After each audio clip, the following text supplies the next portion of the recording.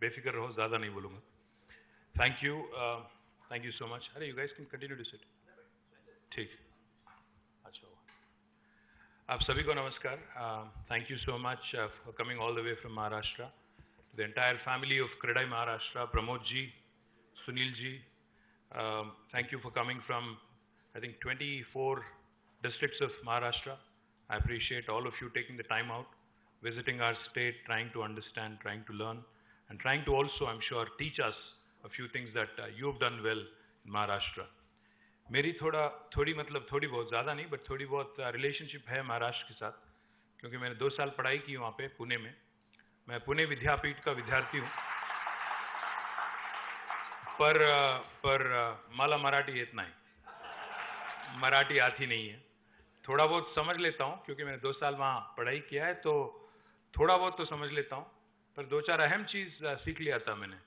हमारी वो पुणे विद्यापीठ गणेश खिंड जो बोलते हैं, तो उसके ठीक बाहर, तब मैं बात कर रहा हूँ 1995-96 की बात कर रहा हूँ।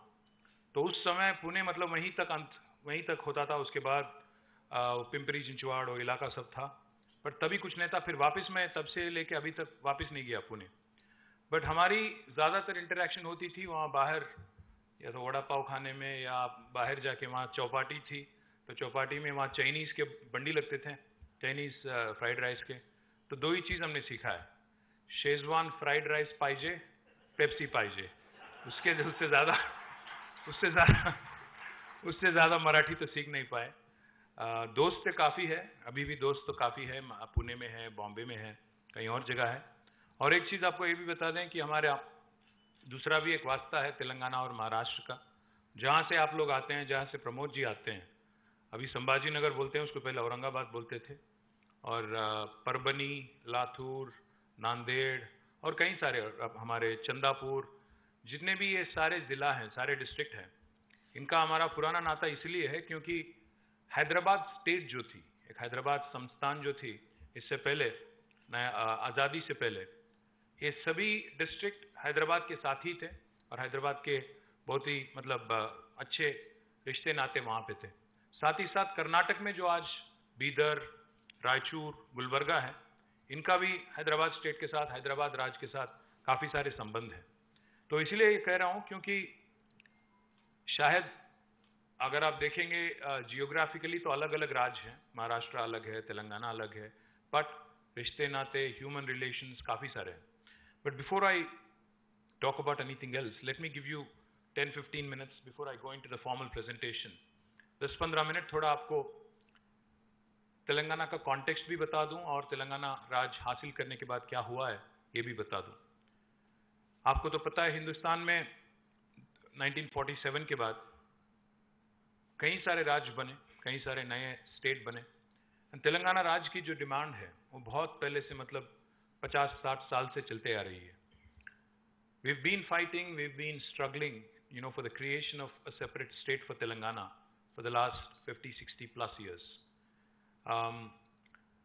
In 2001, under the leadership of our current Chief Minister, Shri KCR Garu, he had launched his own party called as the Telangana Rashtra Samiti, and he started again, when at the age of 47, he started another battle for the statehood for Telangana. From 2001 until 14, he struggled really hard. He convinced the national political system, including parties, national parties, regional parties, etc., etc. He was able to gather the support of the people of Telangana, and eventually led this movement for 14 years, despite many ups and downs. And eventually in 2014, Parliament has passed the bill, and eventually the state of Telangana came into existence on the 2nd of June 2014.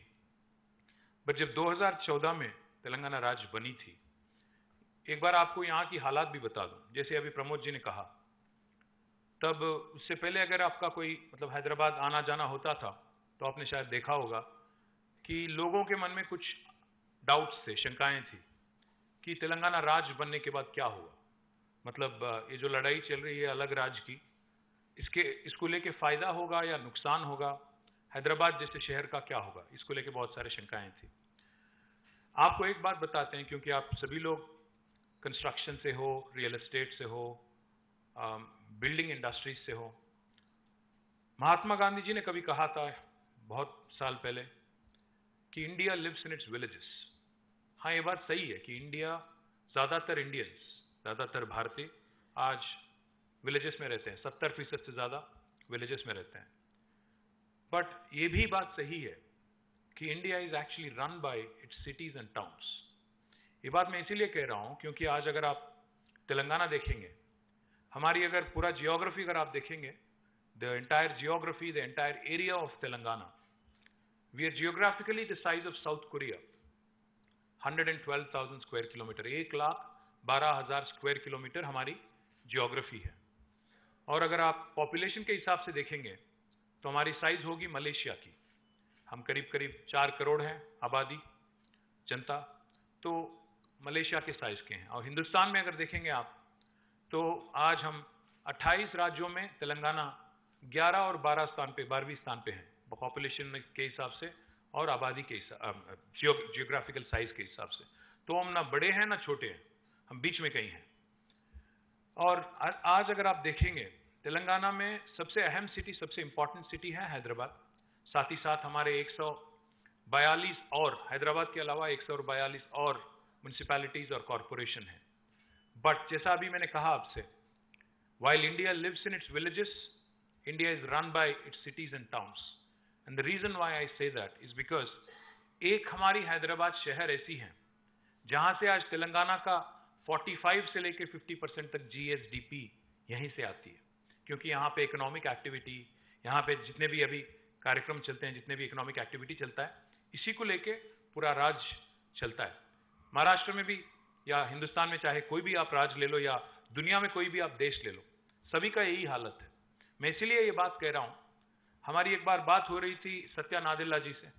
Satya Nadella ji Microsoft के chairman हैं और CEO हैं, वो हैदराबाद से हैं। एक बार आए थे यहाँ पे तो हम लोग बात कर रहे थे। मैंने उनसे यही बात प्रस्ताव किया। मैंने कहा उनसे कि 50% तक आज हमारी आमदनी, आज हमारी GSDP हैदराबाद से आती है। तो उन्होंने कहा ना सिर्फ एक राज्य के लिए या एक देश के लिए लागू होता है, बल्कि हम जैसे कॉरपोरेशन, माइक्रोसॉफ्ट जैसे कॉरपोरेशन के लिए भी यही फॉर्मूला आप इस्तेमाल कर सकते हो। तो मैंने पूछा उनसे कैसे। उन्होंने कहा माइक्रोसॉफ्ट जैसी कॉरपोरेशन 200 से ज्यादा देशों में हम शामिल हैं, हमारी प्रेजेंस है, पर हमारी 80% रेवेन्यू दुनिया की 70 सिटीज से हमें मिलती हैं, जिनमें से हैदराबाद है, बॉम्बे है, दिल्ली है, चेन्नई है, बाकी कहीं और बैंगलोर है, ऐसे शहर है। तो मेरा कहने का ये मतलब है कि आज हिंदुस्तान में जो कोई भी सरकार हो, चाहे वो राज्य सरकार हो या केंद्र सरकार हो, हम सभी लोगों को ये बेसिक चीज समझना चाहिए क्योंकि अगर हिंदुस्तान को आगे ले जाना है, इंडिया को जो 5 ट्रिलियन ख्वाब है, 10 ट्रिलियन का ख्वाब है, या फर्स्ट वर्ल्ड कंट्री बनने का जो एक ख्वाब हमारी है, एक ख्वाहिश हमारी है, इसको अगर पूरा करना है तो हमें ये बात जरूर याद रखना चाहिए कि जितना ज्यादा इंफ्रास्ट्रक्चर में हम पैसा लगाएंगे, वो भी अर्बन पॉकेट्स में, हमारे सिटीज में, टाउन्स में, उतना ही हम लोग वेल्थ क्रिएट कर पाएंगे और तभी जाके हिंदुस्तान आगे बढ़ेगा। ये बात कई सारे लोग नहीं समझते, कई सारे गवर्नमेंट नहीं समझते। ये बहुत अहम बात है। दूसरी बात मैं ये कहना चाहता हूं आपसे कि 2014 में जब हमारी राज्य यहां बनी थी, कई सारे समस्याएं थे। पहली, the first and foremost problem that we faced was the challenge of electricity. बिजली की किल्लत थी, बहुत प्रॉब्लम थी। हफ्ते में 2 दिन पावर हॉलिडे डिक्लेयर किया जा रहा था, हफ्ते में 2 दिन इंडस्ट्री बंद करना पड़ता था। और फार्मिंग सेक्टर के लिए, फार्मर के लिए हम दिन में 6-7 घंटे से ज्यादा पावर नहीं दे सकते थे। और घरों में समर आ गया तो पूरा दिन almost 8 to 9 hours of power cut. अगर आपको एक छोटा एक जूस स्टॉल भी चलाना हो, एक छोटा जेरोक्स सेंटर भी आपको चलाना हो, इन्वर्टर के बगैर, जनरेटर के बगैर काम नहीं चलता था। अपार्टमेंट अगर है कोई सिटी में, जनरेटर तो लगना ही लगना है। आप अपार्टमेंट में उतरते ही लिफ्ट चढ़ने से पहले आपको डीजल वाला आपको स्मेल आता था हर जगह, ये वाला हालत था। स्टेट का डिमांड था 10,000 मेगावाट से ज्यादा, बट हमारी इंस्टॉल्ड कैपेसिटी थी 7,000 मेगावाट, तो हम लोग पावर डेफिसिट स्टेट थे। तो सबसे बड़ा चैलेंज तो ये था। और दूसरी बात, तेलंगाना राज्य बना एक नारे को लेके कि पानी में, जो हमारी रिवर वाटर है, पानी है, उसमें हमें जो इनजस्टिस हमारे साथ किया गया, जो नाइंसाफी हमारे साथ किया गया, जो अन्याय हमारे साथ हुआ है, उसको करेक्ट करना था।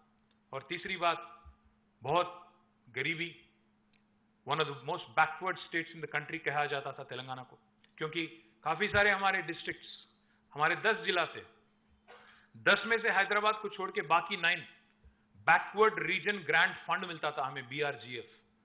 9 जिला को केंद्र सरकार ने घोषित किया था कि ये बैकवर्ड जिले हैं। तो ये हमारी हालत थी 2014 में, ना बिजली थी, ना पानी थी, गरीबी हर जगह। हैदराबाद जैसे शहर के बारे में कई सारे शंकाएं हैं कि क्या होगा इसका, ये वाला हालत था।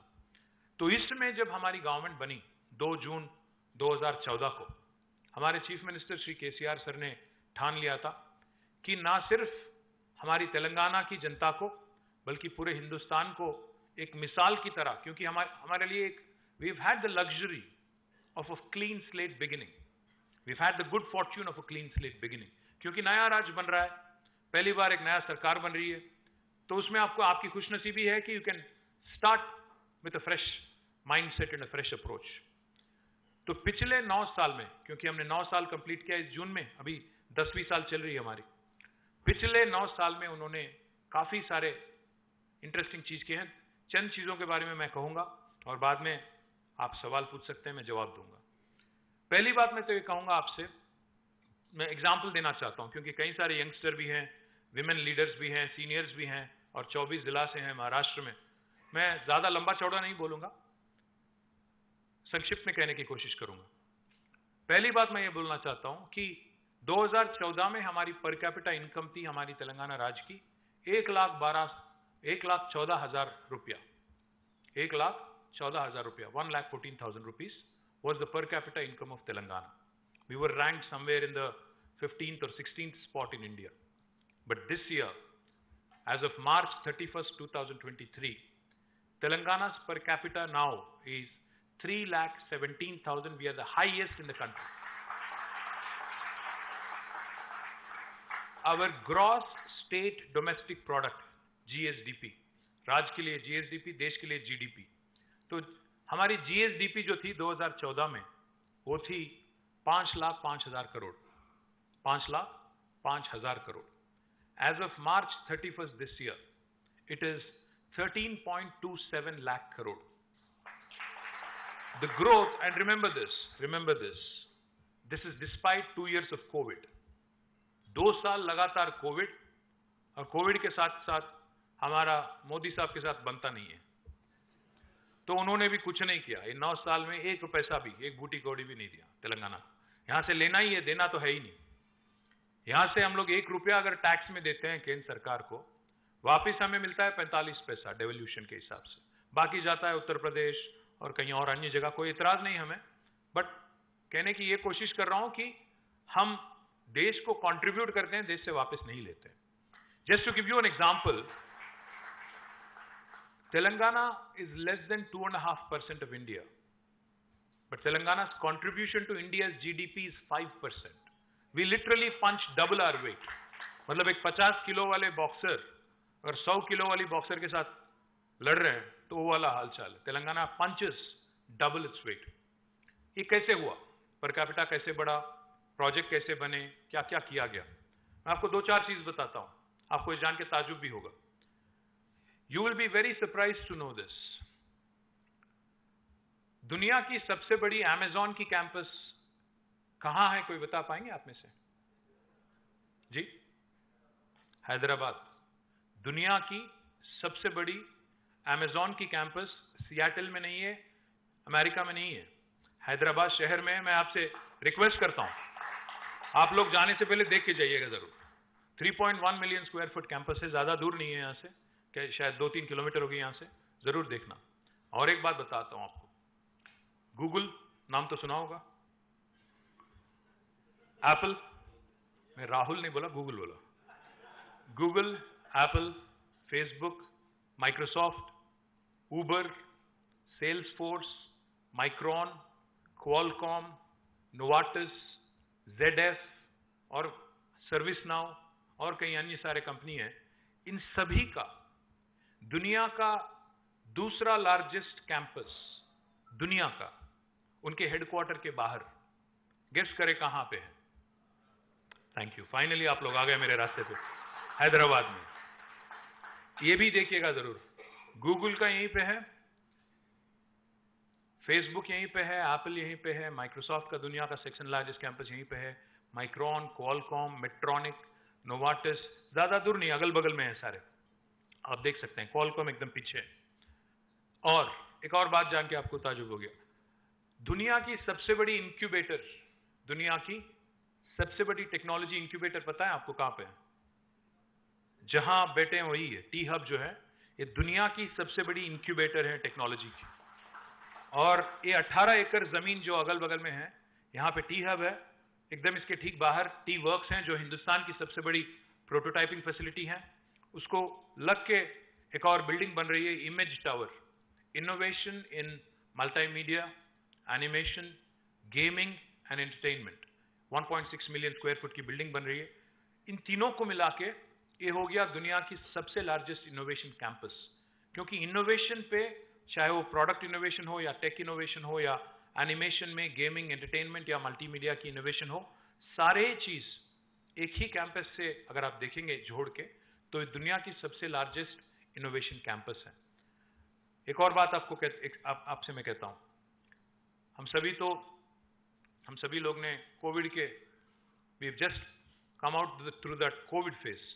Everybody went through COVID, everybody had somebody in the family or friends who was affected.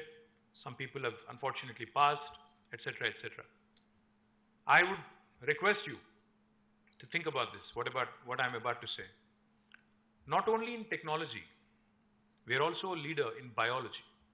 आपको ये जान के आश्चर्य होगा, दुनिया की वैक्सीन्स अगर आप देखेंगे, ह्यूमन वैक्सीन देखेंगे प्रोडक्शन, हैदराबाद दुनिया की वैक्सीन कैपिटल है, not India. We produce 900 crore doses of vaccines every year, which is 33% of global vaccine production. Even that happens from Hyderabad. I request the youngsters here, जितने भी हमारे youngsters यहाँ पे हैं, आप सभी लोगों से मेरी रिक्वेस्ट है कि ना सिर्फ आप ये अच्छे अच्छे बिल्डिंग देखें, बल्कि आप थोड़ा समय लीजिएगा। एक 40 किलोमीटर की दूरी पे जीनोम वैली है, जहां से, जैसा अभी मैंने कहा, वैक्सीन प्रोडक्शन 900 करोड़ वैक्सीन वहां से बनते हैं। Not only vaccines, we produce 40% of India's pharmaceuticals. We are the leader in India in pharmaceutical and bulk drugs production. आपको ये जान के आश्चर्य होगा कि दुनिया का सबसे largest number of US FDA approved manufacturing facilities, US FDA approved medicine बनाने वाली फैक्ट्रीज दुनिया के सबसे ज्यादा, कोई एक राज्य में अगर है दुनिया में तो वो है तेलंगाना में। Second largest is new Jersey, largest is Telangana. Telangana में 214 है US FDA approved manufacturing facilities, new Jersey में 189 है। Point I'm trying to make is, we are not only a leader in technology, और हिंदुस्तान के इतिहास में इससे पहले कभी ऐसा नहीं हुआ है कि बैंगलोर को किसी शहर ने लगातार 2 साल ठुकराया। पिछले 2 साल we have created more technology jobs in India than Bangalore. You will be surprised. Last year, it was 33% of the total technology jobs in India coming from Hyderabad. This year, it is 44% of the total tech jobs created in India coming from Hyderabad. And that shows in our growth story.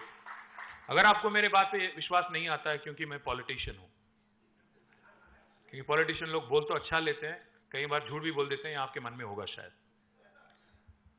नहीं, मैं कह रहा हूं क्योंकि इतिहास गवाह है इस बात की, तो मैं ज्यादा नहीं बोलूंगा। बट एक बात बताता हूं, पक्का है, just to give you numbers again, क्योंकि नंबर तो झूठ नहीं बोलेंगे, आंकड़े झूठ नहीं बोलेंगे आपको, और रिपोर्ट तो झूठ नहीं बोल सकते NASSCOM के, STPI के। 2014 में पूरे हैदराबाद और तेलंगाना में IT एम्प्लॉयमेंट था 3.23 lakh crore, 3.23 lakh, sorry not crore, 3.23 lakh, 3,23,000 people were working in technology in 2014. Abhi, right now, it is around 10 lakhs. So explosive growth, more than 300% more than. And if you look at my IT export numbers, you will understand what I'm saying. In 2014, when the state was formed, our IT exports were 57,000 crores. Now it is 2,41,000 crore, 400% growth. कैसे हुआ ये सब? कैसे हुआ? पहली बात तो हमारे चीफ मिनिस्टर सर ने ठान लिया था कि ये बिजली का प्रॉब्लम सॉल्व कर देंगे। तो उन्होंने जब पद संभाला 2014 जून में, first 6 months he took it upon himself as a challenge to solve the problem. Today I stand here proudly. When I say this, I beam with pride. We were a state with 7,778 installed megawatts of installed capacity of power. But today, as I stand before you, the state is producing nearly 24,000 megawatts of power. We are a surplus state now. We were a power deficit state. अभी हमारी surplus state हो गई. क्यों? कैसे हुआ? Simple fundamental thing. Hindustan में हमें बचपन से सिखाया जाता है कि आप रिस्क ना लो, आप कर्ज ना लो, डेट मत लो, ज्यादा क्या बोलते हैं उसको, औकात से ज्यादा उचको मत। एटलीस्ट हैदराबाद में तो बोलते हैं, पता नहीं महाराष्ट्र में बोलते हैं कि नहीं, बोलते हैं कि आपके यहाँ भी सारे जगह बोला जाता है। हिंदुस्तान में बच्चों को सिखाया जाता है कि ज्यादा औकात से ज्यादा मत सोचना, ज्यादा से ज्यादा क्या करो, पढ़ो लिखो, या तो इंजीनियर बनो या डॉक्टर बनो, बस उसी हद तक, ज्यादा ख्वाब नहीं देखना है, ज्यादा ऊंचा नहीं देखना, ये बोला जाता है। बट सिंपल चीज है, एक ग्रोइंग इकोनॉमी अगर ग्रो करना है, आपको मैं एक कहावत याद दिलाना चाहता हूं। JF केनेडी करके एक काफी पॉपुलर अमेरिकन प्रेसिडेंट थे, उनकी एक कहावत है, शायद अगर आप गडकरी साहब के ऑफिस गए होंगे तो आपने वहां पे भी देखा होगा, ऊपर लिखा रहता है। आप में से अमेरिका कितने लोग देख चुके हैं? अमेरिका, क्या बात कर रहे हो? यूरोप कितने लोग देख चुके हो? अच्छा, तो काफी सारे लोग अमेरिका नहीं देखे अभी, आपको ले जाना पड़ेगा। तो क्रेडाई महाराष्ट्र आपको ले जाना पड़ेगा प्रमोद जी, आप एक टूर ले चलिए अमेरिका, तब जाके पता चलेगा कि हैदराबाद क्या कर रही है। तो मैं इसलिए बोल रहा हूं क्योंकि जॉन एफ कैनेडी ने एक बार कहा था 1950s में, आज की बात नहीं, 70 साल पहले। काफी सारे लोगों को यह लगता है कि America has good infrastructure because it is rich. That is not the case. America is rich because it has good infrastructure. ये बेसिक चीज है, सुनने के लिए सिंपल लगेगा, बहुत आसान लगेगा, कॉमन सेंस लगेगा, बट एक्चुअली ये बेसिक चीज बहुत सारे गवर्नमेंट समझती नहीं है। इंफ्रास्ट्रक्चर में जब तक पैसा नहीं लगाओगे तब तक कैसे कोई राज्य का विकास होगा, कैसे तरक्की होगा, कैसे ग्रोथ होगी? तो इस सिंपल चीज पे हमने ध्यान दिया। और दूसरी चीज हमें बार बार बताया जाता है कि कर्ज ना लो। भाई कर्ज लो, पर इन्वेस्ट करो प्रोडक्टिव सेक्टर में। अगर 1 रुपया का कर्ज लेते हो तो उस 1 रुपया का 2 रुपया बनाओ, कर्ज पे करो, keep growing. Otherwise how will you grow? With your own money, with your own bootstrapped equity किस हद तक जा पाओगे? Simple philosophy is, Indian mentality में हमारी जो एक वो कंडीशनिंग कर दी है कि कर्ज नहीं लेना है। कर्ज लो बट प्रोडक्टिव सेक्टर में काम लगाओ, पैसे लगाओ। कर्ज लेके उड़ाओ मत उसको, कर्ज लेके डेट रेज करके आप प्रोडक्टिव सेक्टर में लगाइए। हमने वही किया। मैं रिक्वेस्ट करूंगा आप सभी भाइयों से बहनों से कि आप एक बार अपना फोन निकालिए प्लीज, और गूगल खोलना प्लीज। गूगल में टाइप करिएगा world's largest lift irrigation project, world's largest lift irrigation project. कोई एक जवाब दे दे। आप ट्रिगर हैप्पी हो, आप जानते हो कैसे? पहले कालेश्वरम प्रोजेक्ट आपको जवाब मिलेगा, गूगल देगा आपको। पता है कालेश्वरम कहां है आपको? एकदम आपके महाराष्ट्र को लग के है। ये हमने बनाया गोदावरी नदी पे, 4 साल में हमने बनाया। पर बदनसीबी की बात तो ये है कि मैं अगर आपसे पूछूंगा 3 गॉर्जेस डैम का नाम सुना है क्या? कितने लोग सुने होंगे? 3 गॉर्जेस, चाइना, काफी सारे लोग सुने। कालेश्वरम का नाम कितने लोग ने सुना है? 1 2 3 4 नहीं, आप तो, ये तो सिंपैथी वाला हाथ हो गया, आधा आधा। आपने सुना नहीं, बस ऐसे ही उठा रहे। बात यह है, दुर्भाग्य की बात यह है कि हम लोग बात लगातार करते रहते हैं कि चाइना लोगों ने ये कर दिया, वो कर दिया, इतना बड़ा प्रोजेक्ट कर दिया, 100 दिन में 100 मंजिल वाली इमारत खड़ा कर दिया। ये बात हम लोग करते रहते हैं, वीडियो चलते रहते हैं आपके व्हाट्सएप ग्रुप में। आपको जानकारी तक नहीं है कि जो आपको महाराष्ट्र को लग के है गोदावरी नदी, जो नासिक से उभरती है हमारे सुनील जी के यहां से, उस गोदावरी पे हमने दुनिया का सबसे बड़ा lift irrigation project 1 lakh crore खर्च करके हमने बनाया। 1 लाख करोड़। तो आपको लगता होगा 1 लाख करोड़, और बाय द वे इसमें 1 लाख करोड़ में 1 रुपया भी मोदी साहब ने नहीं दिया, बताना जरूरी था, वरना कहीं भाजपा वाले हैं तो वो लोग बोलने लगेंगे नहीं ये तो सब मोदी ने बनाया। मसला ये है, समस्या ये है कि कोई बीजेपी वाले है क्या इसमें? हाँ रहेंगे काफी सारे, रहेंगे काफी सारे, बाहर जाके बोलना, कोई बात नहीं, मेरे सामने मत बोलो बस। समस्या ये है कि हम लोग अपना खुद का प्रमोशन ठीक से नहीं करते हैं। हम लोग अपना खुद का प्रमोशन ठीक से नहीं करते हैं।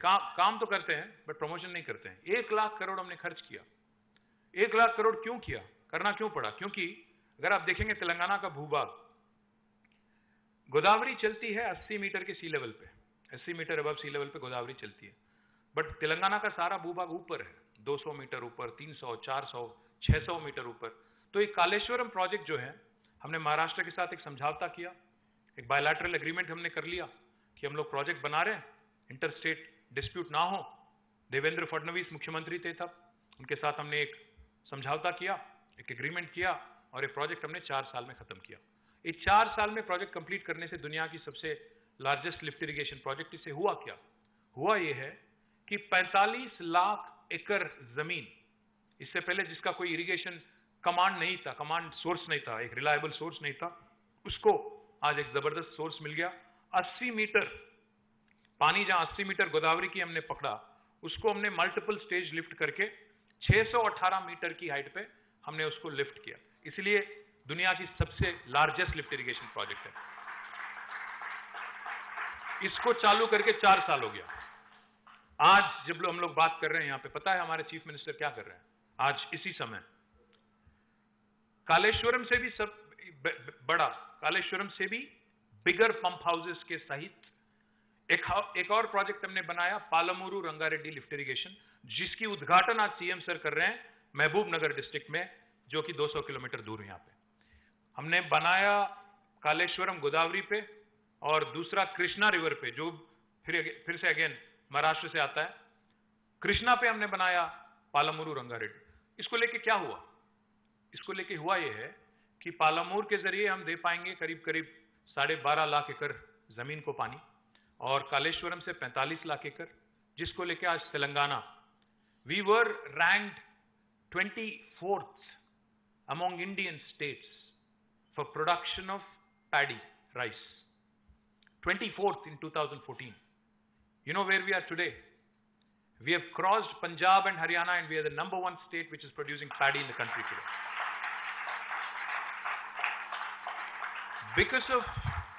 Because of these projects that I've just mentioned, and because of the farm input scheme, Raitu Bandhu मतलब किसान बंधु।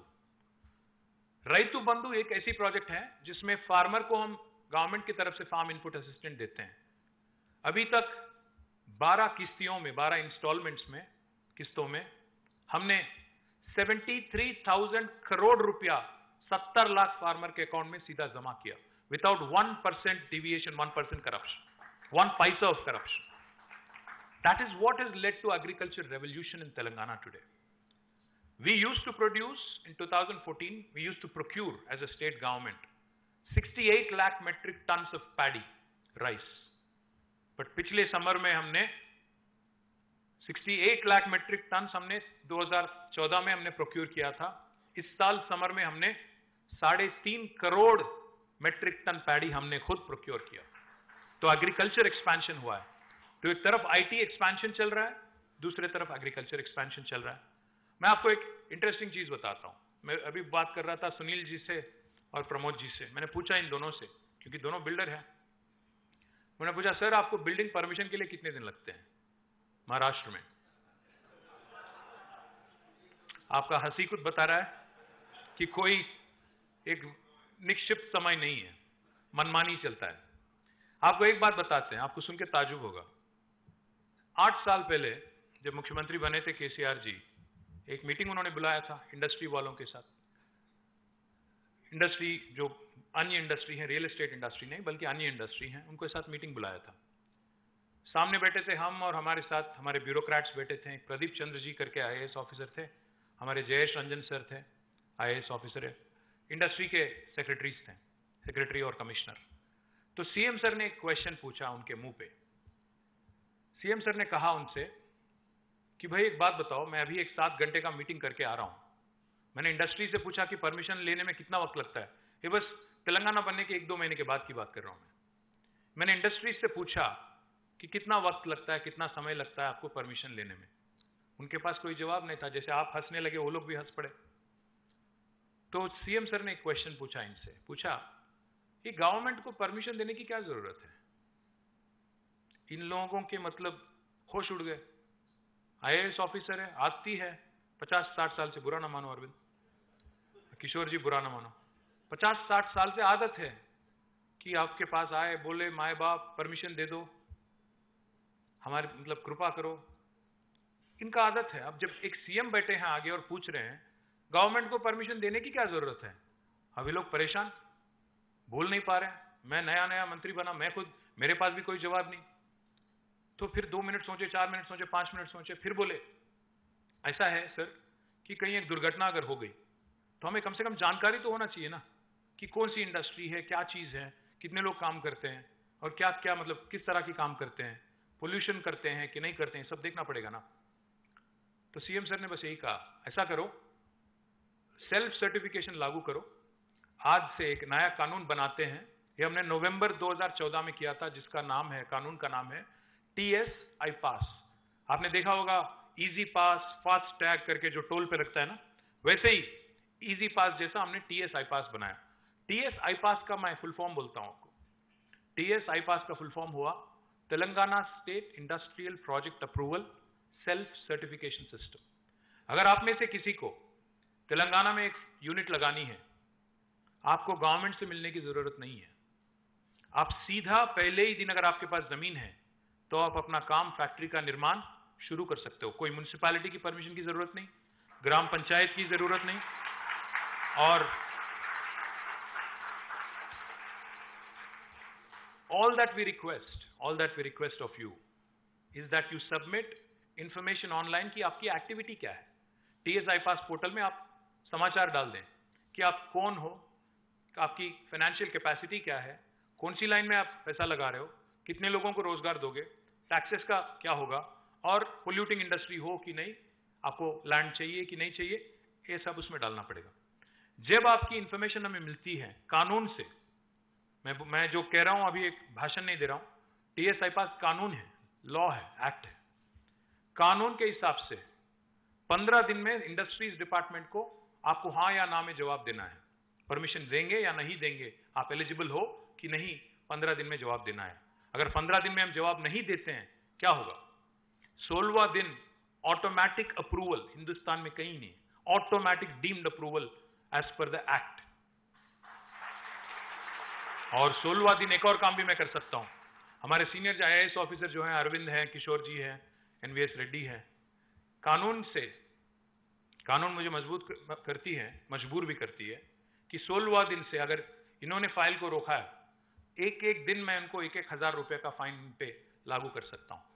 हिंदुस्तान में कोई सरकार ने ये करने की हिम्मत नहीं की आज तक। अगर आपको लग रहा है कि ये आदमी जो बोल रहा है सच बोल रहा है कि ऐसे ही बकवास बोल रहा है, तो मैं आपको यही कहना चाहता हूं, पिछले 8 साल में हमने 24,000 परमिशन TS iPass के जरिए हमने दिया। $50 बिलियन का निवेश हमने आकर्ष किया और 24 लाख लोगों को हमने रोजगार यहां पे क्रिएट किया, जिसमें अभी जैसे मैंने बताया Amazon का नाम मैंने लिया, गूगल का नाम मैंने लिया, ये सभी पिछले 9 साल में हुआ है। माइक्रोसॉफ्ट तो पहले आया था। बाकी जितना भी कंपनी का नाम मैंने लिया, अभी IT में हो, लाइफ साइंसेस में हो, इंश्योरेंस में हो, या लॉजिस्टिक्स में हो, टेक्सटाइल्स में हो, ये सारे ही चीज हमने TS iPass के जरिए पिछले 8 साल में किया। जब TS iPass सक्सेसफुल हो गई, फिर हमारे CM सर ने कहा, आप ये इनोवेशन या डिसरप्शन जो हमने इंडस्ट्रीज में किया, क्यों ना हम लोग म्युनिसिपल एडमिनिस्ट्रेशन में भी करते हैं। तो इसीलिए हमने क्या किया, अभी if you can start the presentation, can you please click the slide? I have told you all this basic overview कि हमारी आबादी क्या है, हमारे कितने म्युनिसिपैलिटीज हैं। नेक्स्ट। या हमने एक इंटरेस्टिंग चीज किया कि 10% हर म्युनिसिपैलिटी का बजट, हम ग्रीन बजट, म्युनिसिपैलिटी हो या विलेज हो, ग्रीन बजट के नाते 10% हम ईयरमार्क करते हैं. And most importantly, go back, the third point is more important, property tax का असेसमेंट भी लोग खुद करते हैं, सेल्फ असेसमेंट है. बिल्डिंग परमिशंस, ना हमने जब टीएस आई पास जब सक्सेसफुल हो गया, जैसा मैंने कहा, हमने नया कानून लागू किया, TS B pass, Telangana state building project approval self certification system, जिसके नाते नो ह्यूमन इंटरफेस, आपको ना कोई टाउन प्लानर से मिलना है, आपको ना कोई ऑफिसर से मिलना है, अधिकारी से मिलना है. और सबसे अहम बात आपको बताता हूं मैं, सारे के सारे, हाँ, this is important, main features of TSB pass, ये आप ले जाना, शिंदे साहब को बताना, दबाव बनाना, काम करवा लेना. अगर वो नहीं करते हैं तो हम आएंगे, हम करेंगे महाराष्ट्र में. तो 50 स्क्वायर यार्ड तक अगर आपका प्लॉट है, इसके लिए कोई परमिशन की जरूरत नहीं है, और only registration is required, and registration is also instant. 50 square yard तक. उसके बाद 50 से 600 स्क्वायर यार्ड तक कोई भी म्युनिसिपल एरिया में इंस्टेंट अप्रूवल, मतलब आप अप्लाई करो, अप्रूवल मिलती है. और 10 मीटर की हाइट रिस्ट्रिक्शन है उसमें रेजिडेंशियल को, और कॉमन एप्लीकेशन भी है, इंस्टेंट ऑनलाइन अप्रूवल है. Of course this is conditional only on one condition, कि हम लोग आप पे इतना विश्वास लगा रहे हैं, बिल्डर हो या इंडिविजुअल हो, आप पे इतना भरोसा रख रहे हैं कि आप जिम्मेदार रहेंगे और आप कंप्लायंट रहेंगे. अगर आप नॉन कंप्लायंट रहेंगे तो पावर पूरा कानून में मेरे पास है कि आपका पूरा इमारत में गिरा दूं, पूछे बगैर, नोटिस दिए बगैर, आपको कोर्ट जाने का मौका देने के बगैर. तो सबसे अहम बात यह है कि थोड़ा सेल्फ रेगुलेशन और जीरो करप्शन, ये हमने किया.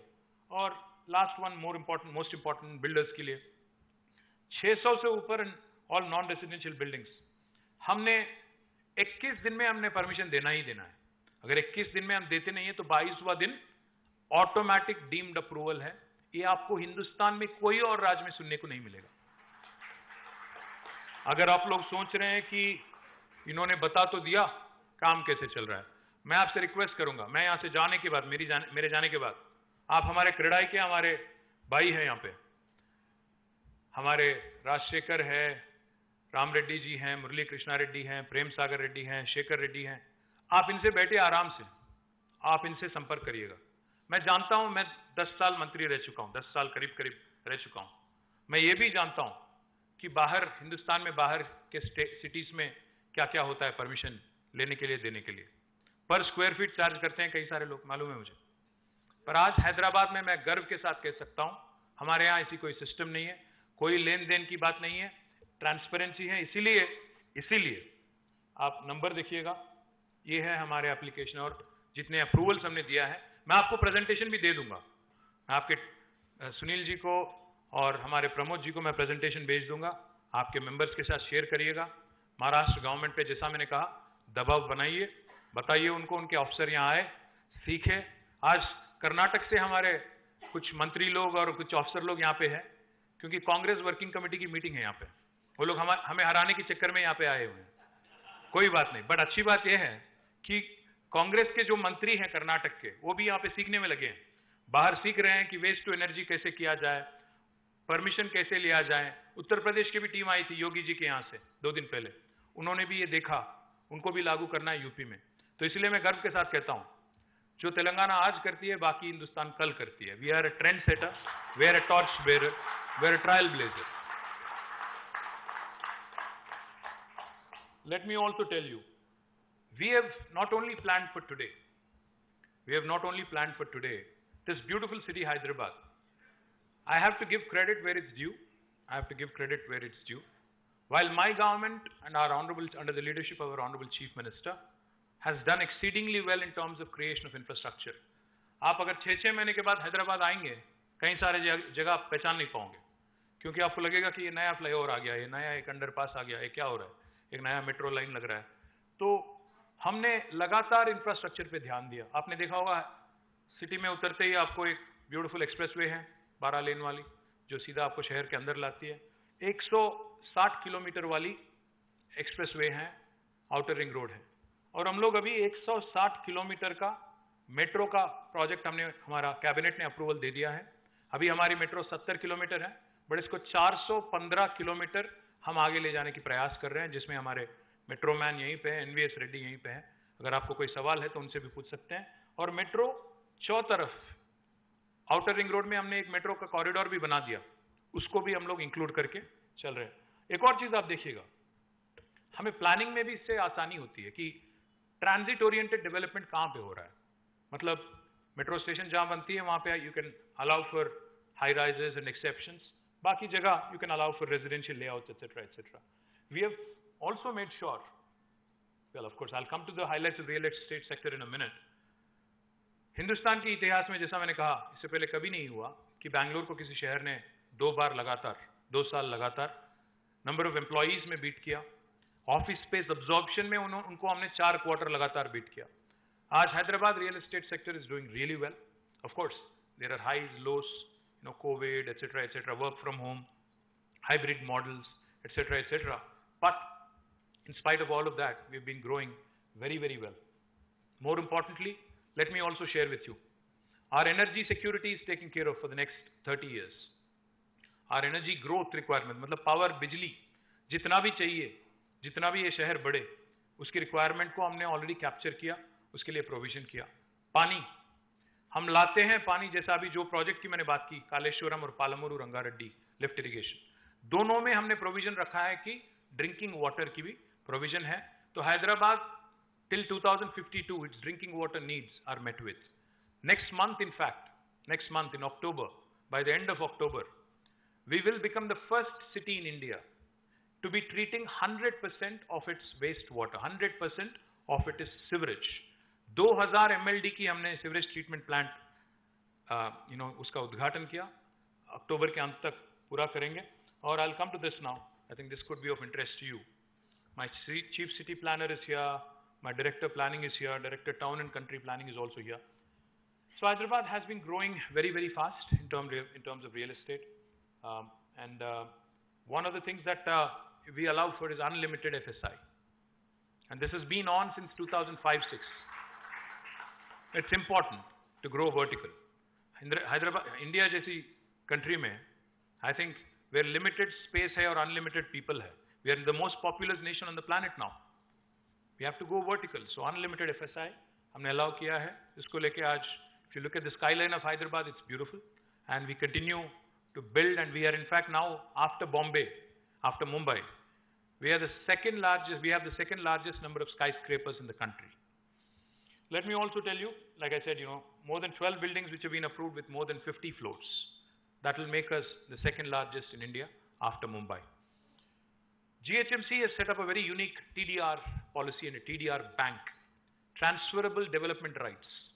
जैसा अगर मैंने आपका कोई थोड़ा जमीन मैंने ले लिया रोड एक्सपेंशन में या फ्लाईओवर के लिए, तो मैं आपको ट्रांसफरेबल डेवलपमेंट राइट दे देता हूं। और this transferable development bank has been created wherein we can swap within GHMC, HMDA and our industrial areas also, so that it becomes easy.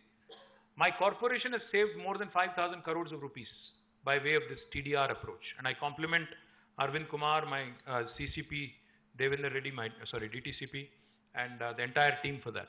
They've been able to save 5,000 crores of valuable money, which otherwise I would have had to spend on land acquisition. Let me also tell you, TS BPAS की building permission भी एक useful चीज है। और सबसे अहम बात मैं कहना चाहता हूँ, हमने जब TS BPAS चालू किया था, we sat with CREDAI, we sat with them, we took their inputs, they gave us a lot of inputs. We work in a collaborative model.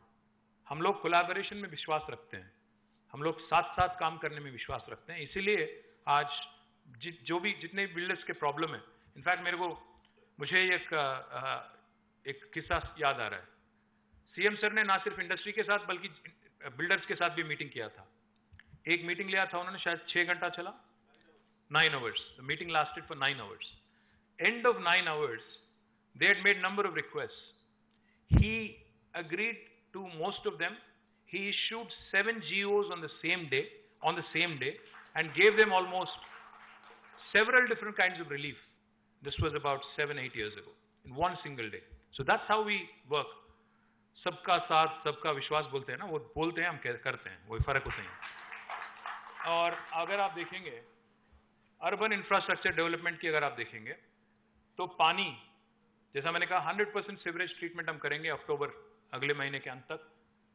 शायद मेरे हिसाब से महाराष्ट्र में कोई भी सिटी ये काम नहीं करी। मुंबई में जानता हूं, Mumbai only treats 9% of its sewerage, बाकी पूरा समुद्र में छोड़ रहे हैं, आपको जानकारी होना चाहिए।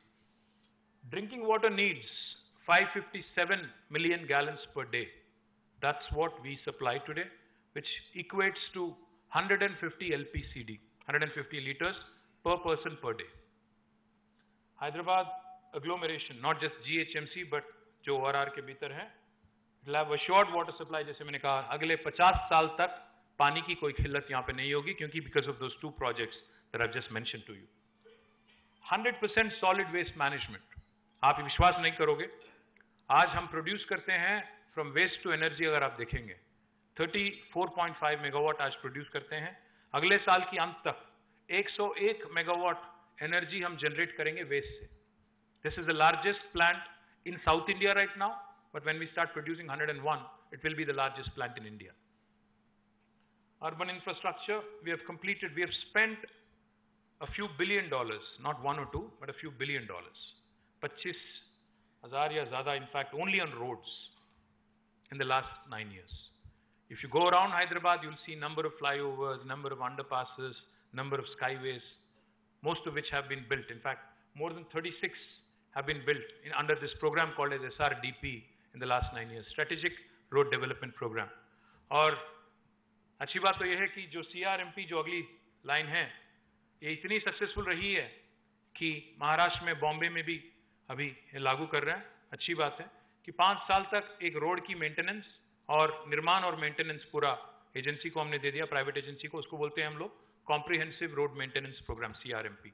तो दोनों भी बहुत ही सक्सेसफुल रहे हैं और आगे भी हमारी इन्वेस्टमेंट जारी है। साथ ही साथ हमने एक बहुत इंटरेस्टिंग काम किया। कई सारे बार इंडिया में अगर आप देखेंगे, कोई भी शहर में रोड यहां तक बनी होती है, यहां तक होती है, बीच में एक छोटा सा एक हिस्सा छूट जाता है, उसको हमने पकड़ा गूगल मैप में, और मिसिंग लिंक रोड्स की प्रोजेक्ट हमने लॉन्च की अभी तक, and it's under a corporation called as Hyderabad road development corporation, और हमने अभी तक 21 हमने कंप्लीट किया और 14 अभी निर्माण में है। साथ ही साथ हैदराबाद की ड्रेनेज सिस्टम और सीवरेज सिस्टम और स्टॉर्म वाटर ड्रेन को भी हमने स्ट्रेटेजिक नाला डेवलपमेंट प्रोग्राम के अंडर लिया। फर्स्ट फेज में 1000 करोड़ खर्च किया, कुछ काम हुआ है, आगे बहुत काम बाकी है, आगे की काम भी हम ही करेंगे। If you look at the metro corridors, as I told you, we have completed 70 kilometers, but our vision and our agenda in 4 phases, in 3 phases, is to cover almost 415 kilometers to keep up with the growing needs and growing requirements of the city of Hyderabad and of the people of Telangana. I would also like to highlight, we have launched the largest slum redevelopment program in the country for any city. We have built 1 lakh houses, 2 BHK. Each 2 BHK is 560 square foot of size, and more impressively, we have built 1 lakh such houses, and we give to the poor. These are called dignity houses. We give this to the poor free of cost. This is a unique program in the country, the largest slum redevelopment program in the country. In fact, I also would request Kredai Maharashtra, ज़्यादा दूर नहीं है, Asia की सबसे बड़ी dignity housing colony यहीं पे कुल्लूर में है। एक ही जगह, एक ही साइट में 110 एकड़ की साइट है, जिसमें हमने 15,670 हमने 2 BHK बनाया। अगर आप देखना चाहेंगे, ज़्यादा दूर नहीं है, CM सर ने हाल ही में उसका इनॉग्रेशन किया था, आप देख सकते हैं, आराम से आप विजिट भी कर सकते हैं। और mission Bhagirath, Telangana is the first state in the country to have completed a massive drinking water project called as Mission Bhagirath, where we have provided a portable drinking water connection to each and every one of our 1 crore homes. This is the first state in India, in independent India. जब हमने ये complete किया, मोदी जी ने inspiration लिया, इसका नाम दे दिया हर घर जल। पता नहीं कहाँ दे रहे हैं महाराष्ट्र में, but हमने तो complete कर दिया तेलंगाना में, और you can check anywhere in Telangana, Mission Bhagirath is done. Mission Kakatiya, we have revived 46,000 lakes and tanks in Telangana, which is what has also led to the expansion of agriculture activity in our state. Heritage restoration, etc., etc. You can go around Hyderabad, you'll see a lot of heritage structures that have been revamped and restored. And of course, strong focus on welfare, because चाहे कोई भी कुछ भी कह ले, कोई बोले रेवड़ी कल्चर, कोई बोले कुछ और, बट हिंदुस्तान आज दुनिया का सबसे मोस्ट पॉपुलस कंट्री है और हिंदुस्तान आज दुनिया का सबसे ज्यादा गरीब लोग अगर पूरी दुनिया में अगर कहीं हैं तो हिंदुस्तान में है। अगर ये बात को हम नहीं समझते हैं, हमारे गरीबों की वेलफेयर अगर हम ठीक से नहीं करते हैं, देखभाल ठीक से नहीं करते हैं, तो हिंदुस्तान में तनाव पैदा हो सकता है, रेस्टलेसनेस पैदा हो सकता है। इससे पहले जो हमने देखा नक्सलिज्म, टेररिज्म और बाकी, अगर इकोनॉमिक एक्टिविटी बढ़ना चाहिए, तरक्की करना चाहिए, विकास करना चाहिए, तो we have to take care, we have to do a lot, balanced development. We can't be exclusive, we have to be inclusive. That's what we believe in. So number of welfare schemes have also been launched by state government, which have done really well and which have also added to increased per capita. We won number of awards. In fact, we beat Paris, Bogota, Mexico City, and we won the most prestigious World Green City Award in 2022 for Hyderabad. You can see the greenery wherever you go. In fact, in 2 years, 2020 and 2021, एक UN की United Nations की foundation है, Arbor Day Foundation करके, उन्होंने 2 साल हमें recognize किया Tree City of the World, and this is because of a program launched by our Honorable CM called as Harita Haram. Telangana को Harita Haram मतलब green necklace for Mother Earth, if I have to translate it to English. धरती माँ को एक green necklace, जिसके under हमने 280 करोड़, एक नहीं दो नहीं, 280 करोड़ हमने सैपलिंग लगाया, 16,000 से ज्यादा नर्सरी हमने लगाया। आज हिंदुस्तान में एक ऐसी राज्य है तेलंगाना जिसमें हर गांव में आपको एक नर्सरी मिलेगी और हर म्युनिसिपैलिटी में 10 से ज्यादा नर्सरी आपको दिखेंगी। आज हिंदुस्तान में कोई और राज्य में आप ये नहीं देख पाओगे। इसलिए हमारी ग्रीन कवर 7.7% बढ़ी है। हमने नया फॉरेस्ट 5,13,000 एकड़ का नया फॉरेस्ट हमने उगाया। तो इसलिए we not only grow our industry, we also grow our environment. We not only grow IT, we also grow our agri. We not only, I'll tell you one more interesting thing. Because of this program of focused rural development, हमारी population Hindustan में 3% से कम है, पूरा अगर हिंदुस्तान अगर आप देखेंगे। But हम जब नेशनल पंचायत अवार्ड की घोषणा होती है, तो हम जीतते हैं 30% award. 30% awards in the country go to Telangana's villages. Same is the case with municipalities. After the second largest number of awards in Swachh Sarvekshan for municipalities go to Telangana. These are all the nurseries in municipalities, and if you include Hyderabad, it will be more than 1,600 nurseries in municipalities alone. And number of other awards. Mercer is an agency that rates cities on a livability index. Last 5 years in a row, लगातार उन्होंने हैदराबाद को सबसे बेहतरीन शहर करके दर्जा दिया, and I believe and I pray that we'll continue to win that award. UNESCO Gastronomy Award मिला है, Telangana has won number of awards, 26 like I was saying in Swachh Sarvekshan. UNESCO honor for restoration of step wells, or number of other awards for number of our other initiatives. So basically, this is what I wanted to convey to you. Thank you very much for coming all the way from Maharashtra. If there are any questions, happy to. Jai Telangana.